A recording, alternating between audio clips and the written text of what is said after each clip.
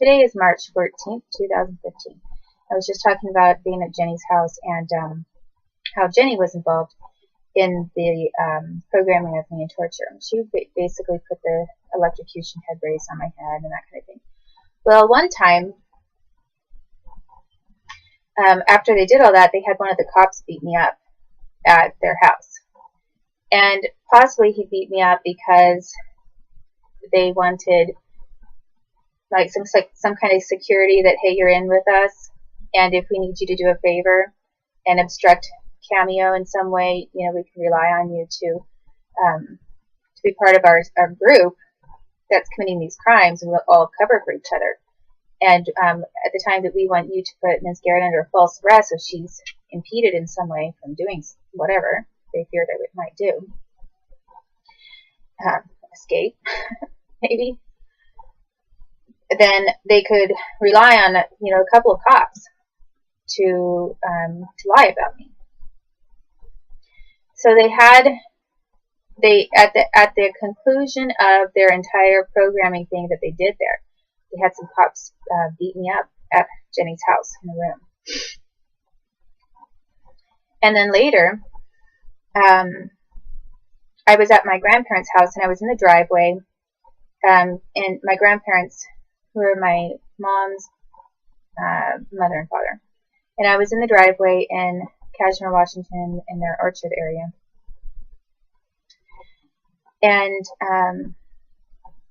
Jenny came up, and it looked natural because by that time I'd forgotten kind of, you know, what she had been involved in, and I was kind of just lulled back into this regular family routine sort of thing. And, you know, maybe it was like 6 months later or a couple months later, or maybe it was a year later. I think it was a couple months later or something like that, that they tested this out again. But they had like a few people go out to talk with her, and there was a group of us standing around. It was like my brother, me, Jenny. I think my mom was there, but I'm not positive, but I think so. Rory. I know my brother Levi was there, and maybe a couple of other individuals, but like maybe her dad or someone in the background, like standing off to the side. And anyway, we were talking, and then she brought up something about Kate Middleton, or someone did there, and I went into their subconscious thing of what they wanted me to automatically say that I've been forced to say. And when I did, all of a sudden, Jenny, this, you know, nice looking blonde, long blonde hair girl, who was older than me, was wearing like a white shirt and a white pearl necklace, looked really sweet and innocent and everything. She just hauled off and you know, put her arm back and punched me really hard. And then I was getting held and punched and beat up. And it was over Kate Middleton. And they were yelling things about, you know, Kate Middleton, and I was a slut and such and such. And so Jenny packed a real good punch. And then, you know, it was pretty weird because it was happening at my grandparents' house. And from what I remember, there was someone like Granny, my grandma, I think, said something like, "Get her, Jenny," something like that. And I think that it was my Granny. And then it wasn't very long after they did that to me. They tried out then a suicide trigger on me because they wanted to see if they could get me to kill myself after they did some horrible thing to me. Now could they see if their programming of me to kill myself worked still. And they tried it out.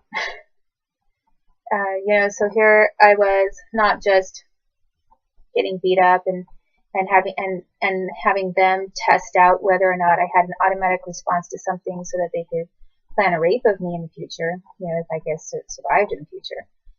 They were also figuring out, okay, now how do we get her to kill herself?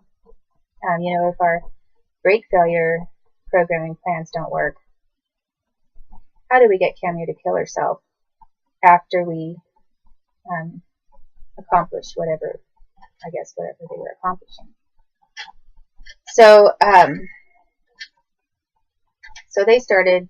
they basically used, and I'll have to describe that, the suicide triggers and the programming for that at a different time, but right now I'm specifically talking about rape and what the government was doing to facilitate state-sponsored rape of me, gang rape, basically.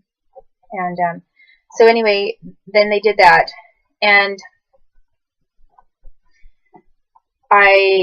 it's possible that maybe Barb Greenman,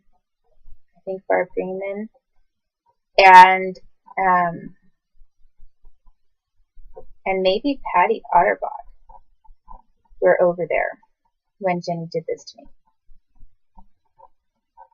Because there were a couple of other adult women who were from out of the area, but who were always around in my life, and who had something to do with that. And I do remember actually Barb Greenman was there, but possibly Patty too. And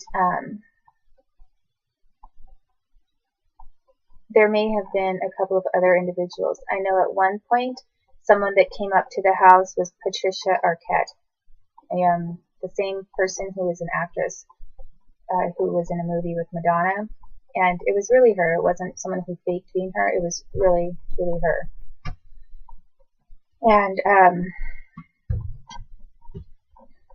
And she showed up and I believe she beat me too. She did, I think, the same thing, and I think she punched me, or she either did that or she was watching. But she was definitely there around the same kind of thing that was being done to me. And she was part of the attempt to have me commit suicide. So, just all of it was really nasty.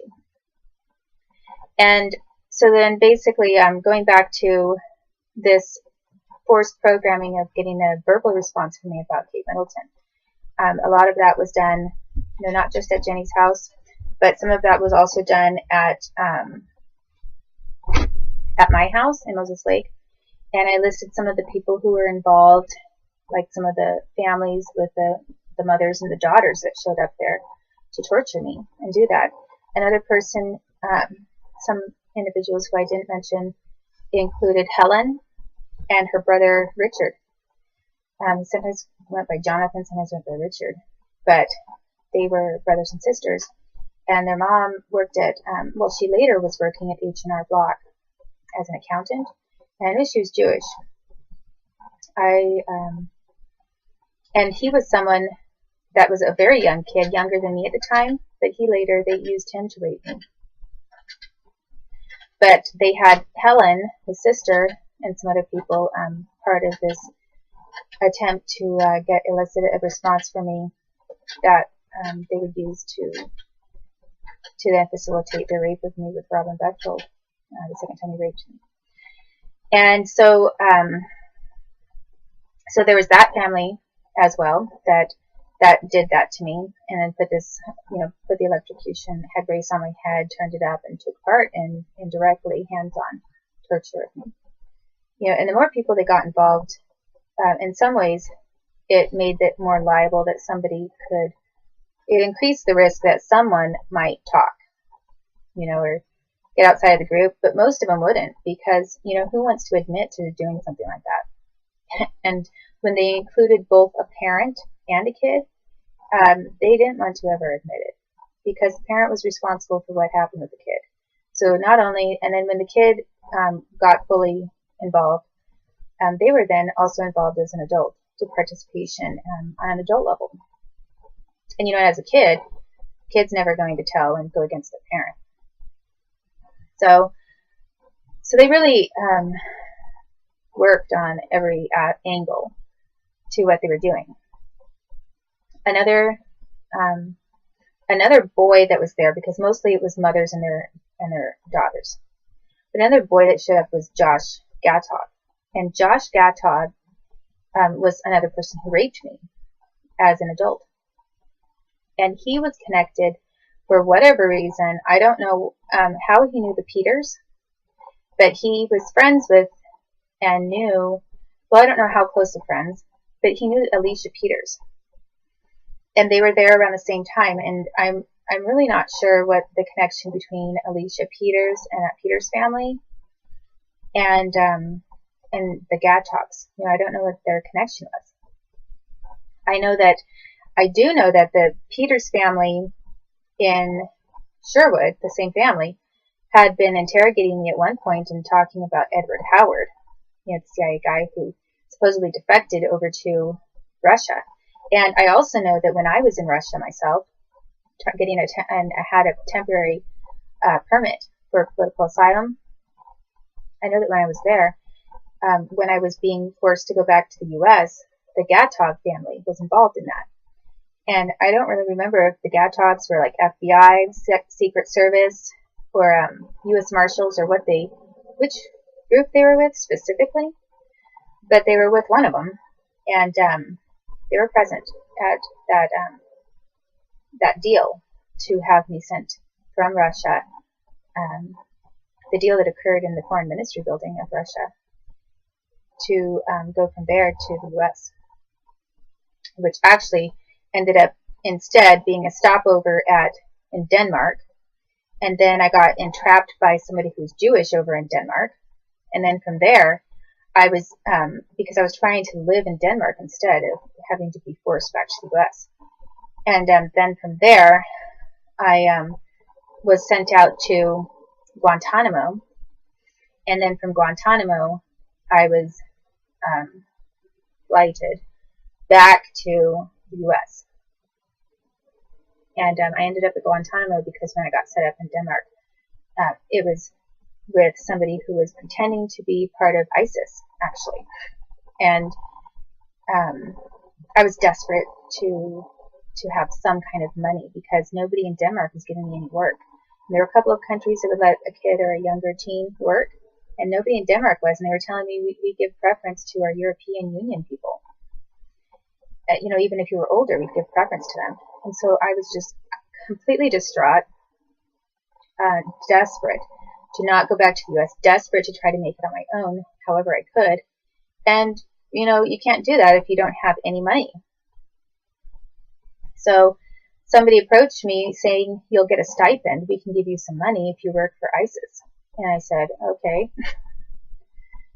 And I thought, how can it be any worse than what I'm going through with the United States government? It's going to be a big improvement.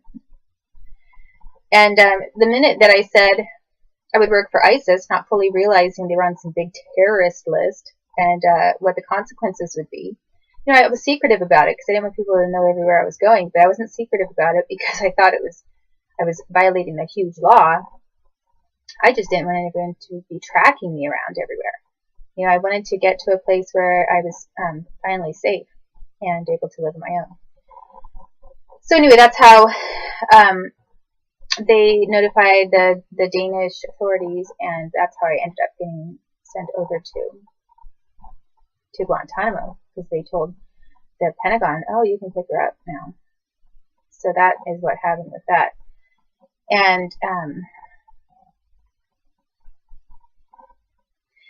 at some point, there was something to do with Sweden. But I'm not sure if it was that trip or if it was a different trip. And what I do know is that I was in Denmark when I was then getting sent to Guantanamo because I was trying to live in Denmark. And anyway, and Denmark was allowing me to live there until that happened. So, so this is why I say, how did the Gatogs and the Peters know each other? And I think it's potentially, it's obviously through government connections, but somehow they were working on this Edward Howard thing too, possibly. He's CIA, if he was. So, these are the individuals, some of the families with their mothers and kids that were coming over to my house and planning to have me raped, and I'll have to make another video on this.